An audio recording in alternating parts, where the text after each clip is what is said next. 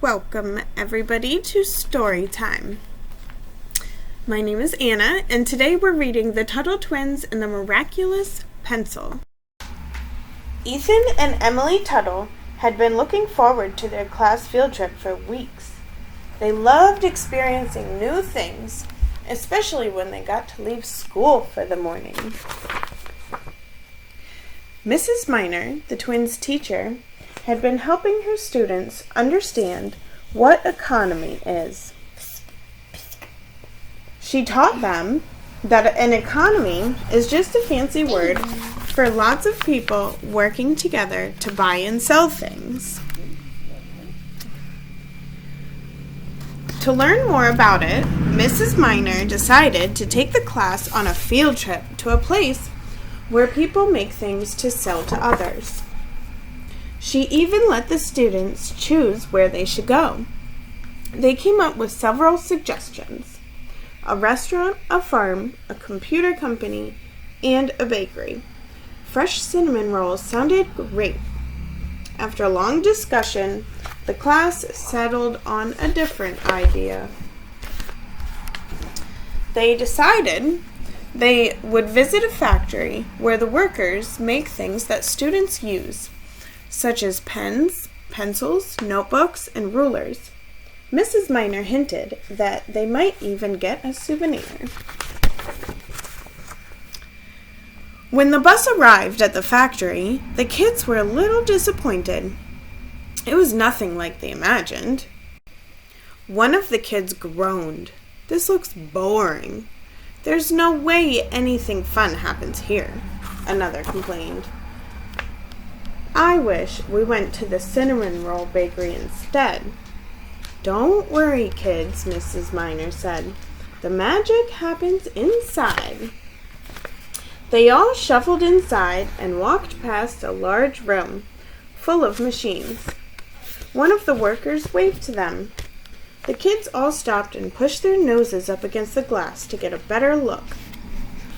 "Look at all that paper," shouted Ethan, pointing through the window at large rolls of paper that looked as big as their school bus. "Come on, everybody," said Mrs. Miner.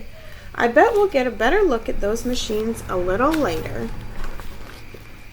The students were led to a room where a friendly man greeted them, handing each of them a pencil. "Welcome, everybody," the man said. "My name is Carl, and I work here. Can all of you do me a favor and hold up the pencil I gave you?" They each held up their pencil. Emily stretched hers high into the air, twirling it between her fingers with the hope of being noticed. "Here's my question for you as we begin today," said Carl. "Do you think the pencil you're holding is easy or hard to make?"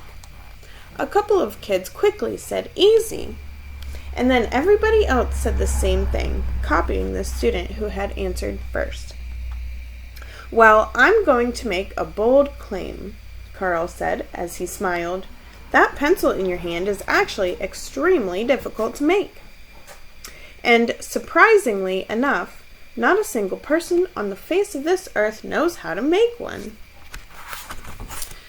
Ethan and Emily looked at each other with looks of disbelief on their face. "That's impossible!" shouted a girl named Jessica. "Then how can there be any pencils if nobody knows how to make them?" "That's a great question," replied Carl. "Let me come back to that after we talk a little more." He then turned around and drew a bunch of lines on the whiteboard. "This is kind of like a family tree, which lets us see all of the people who help us make who we are, our parents, our grandparents, and so on. Look at that pencil in your hands," he said. "What are the parts that make up a pencil, and where did they all come from? What is the pencil's family tree?" "Wood!" shouted Ethan excitedly. His classmates joined in to provide a list of other pieces. "Lead, an eraser, some metal to hold the eraser to the pencil, and some paint." Carl wrote them down. Great. Now I need a volunteer. How about you? He asked, pointing to Emily.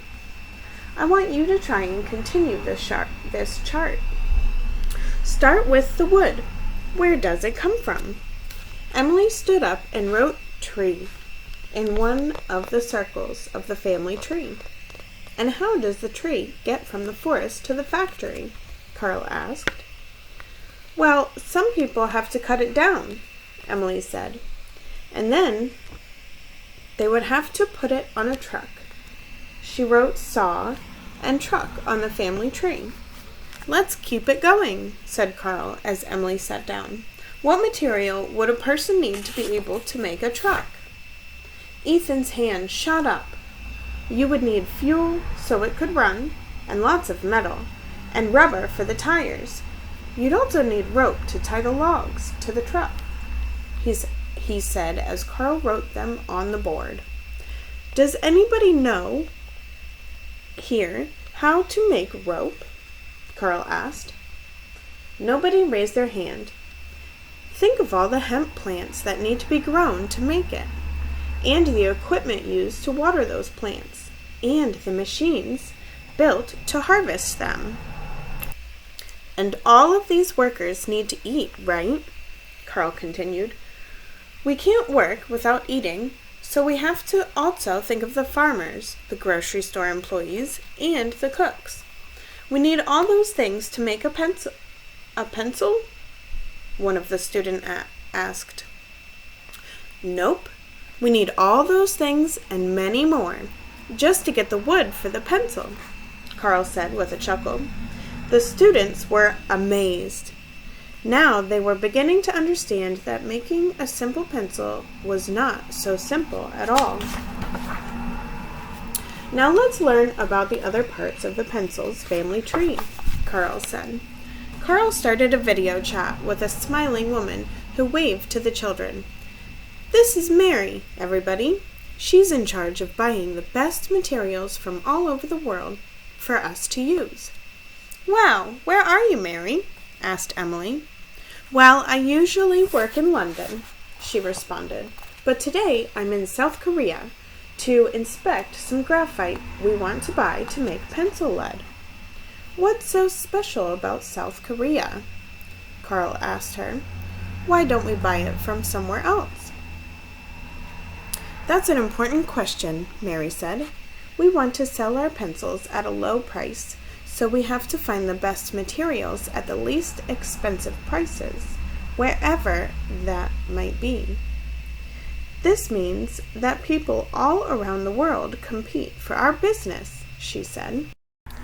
Mary explained how the graphite they purchase is mined in a large open pit and then heated and compressed in a processing plant.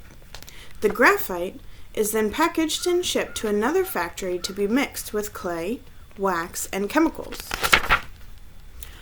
I visit many places around the world buying different materials to make our pencils.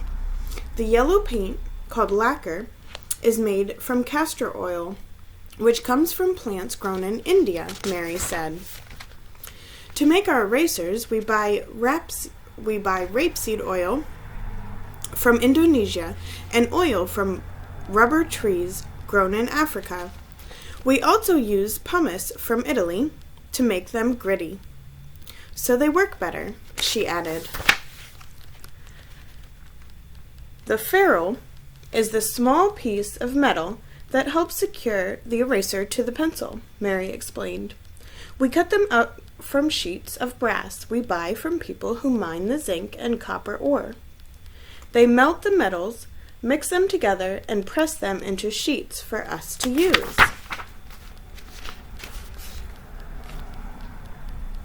Each step in the process requires big machines and many people from all around the world working together, said Carl. The different parts are finally shipped to us, and we put them all together to make a pencil. The kids waved goodbye to Mary as Carl led them to where they could see the factory floor. Ethan craned his neck to better see everything below. He could see the wood pieces being cut, glued, and attached around the long, skinny pieces of graphite. A large machine was also spraying the yellow lacquer onto each of the pencils, and another was attaching the eraser with tiny ferrules. Emily closely inspected every part of the pencil she was holding. It was so interesting to think about all the people who had worked together to make it, and how different parts came from all over the world. After returning to their room, Carl directed everybody's attention back to the whiteboard. If we were to write a pencil's entire family tree, it would be very, very large, he said. Ethan was trying to remember all the things involved in making a pencil, but there were so many that he lost count and forgot some of them. "Remember what you asked earlier, young lady?" Carl asked Jessica. "You wanted to know how there can be pencils if nobody knows how to make them. Do you know now?" "I think it's because nobody knows how to make all the different parts of a pencil all by themselves," she replied. "That's right," Carl said. "If you tried to make a pencil without anyone else helping you, it would be impossible." "How could you travel all over the world to get the materials you needed without ships or planes?" he asked the kids. "How would you gather each of the materials without tools and machines, or put them together without factories?" Carl asked. "And if you were busy doing all of that, when would you have the time to find food to eat or build a home to live in?"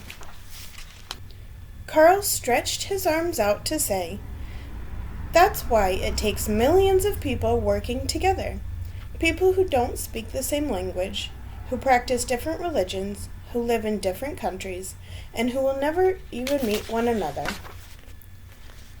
"Do all these people even know they're making a pencil?" wondered Ethan out loud. "No, they don't," replied Carl. "Let's think of it a different way. What type of work would you like to do when you grow up?" The kids shouted out their answers, including a house builder, a teacher, a musician, a farmer, an astronaut, and a scientist. Ethan wanted to be a basketball player, and Emily said she wanted to be a doctor. The logger who cuts down trees for the pencils doesn't know if the wood will be turned into furniture, a house, a pencil, or something else, Carl responded. He may not even like using pencils. The same is true for the doctor who might treat the logger and his family, the farmer who feeds the doctor, or even the musician who entertains the farmer, he added. Almost every job you can think of may actually be helping to make a part of the pencil without the person even realizing it. And that's how it works for everything that's made, right? Emily asked. Not just pencils? Definitely, Carl said. Your clothes, your backpacks, your shoes, everything you own and use requires many people working together. Remember, added Mrs. Miner, the economy is made up of people buying and selling things. If people tried to make everything on their own, they wouldn't be able to, and life would be hard. But because we divide up the work into different jobs, each person works on something that others can use, she said. We work together automatically without even really knowing it. There's no boss telling everybody what to do. This is something we call spontaneous order, and it's the reason why we can have so many wonderful things today, said Mrs. Miner. It's time for you to head home now, said Carl. But before you go, take another look at your pencil. At your new pencil. Millions of people, including me, helped make your pencil, but we don't know how you will use it. Will your pencil draw plans for a new invention? Will it make a work of art? Will it help you do your homework or write a letter? The pencil's family tree continues with each of you, and it will continue on and on for as long as you keep making new things with it. Carl waved goodbye to each of the students. I hope you do something great with your pencils, he shouted as they loaded back onto the bus. So what did you all learn about today? Asked Donald, the bus driver. Mrs. Miner, with a smile on her face, quickly answered, They all learned how to make pencils. Right, everybody? The kids laughed, and Ethan shouted, I don't know how to make a pencil, Mrs. Miner. Nobody does. For the rest of the trip home, Ethan and Emily took turns, looking through their backpacks, wondering about how all of the miraculous objects were made. It was like a new world had been opened up to them, imagining the entire family tree of everything they saw. The end.